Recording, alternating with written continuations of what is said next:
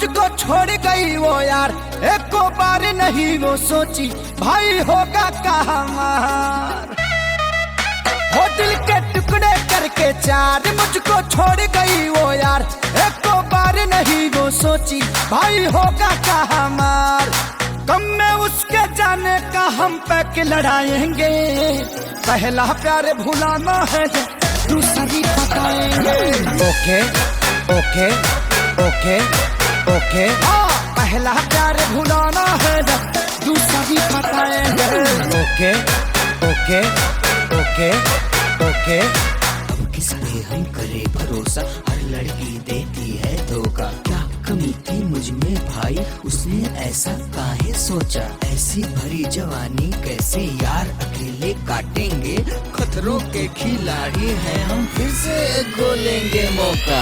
सारा माल खर्चा करा के ड्रेस पे, कर दिए काउंट मेरा जीरो बैलेंस पे। सारा माल खर्चा करा के ड्रेस पे, कर दिए काउंट मेरा जीरो बैलेंस पे। हम भी उसके नाम पे फर्जी लोन उठाएंगे, पहला प्यार भुलाना है जब दूसरी बताएंगे।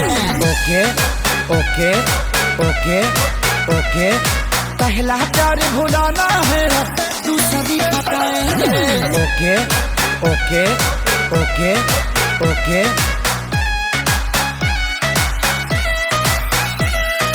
अपनी बर्बादी का उससे हम पक्का बदला लेंगे। 420 क्या होती है अच्छे से सिखला देंगे। पैसे के चक्कर में उसने मुर्गा कोई फंसा लिया, उससे अच्छी कोई पटा के हम उसको दिखला देंगे। महंगा पड़ेगा पंगा सोनू खेसारी से, जाई के सलाह लेंगे आसुती बारी से। महंगा पड़ेगा पंगा विवेक खेसारी से, जाई के सलाह लेंगे आसुती बारी से। चिड़िया पक्का फंसेगी ऐसा जाल बिछाएंगे, पहला प्यार भुलाना है अब दूसरी बताएंगे। ओके ओके ओके ओके, पहला प्यार भुलाना है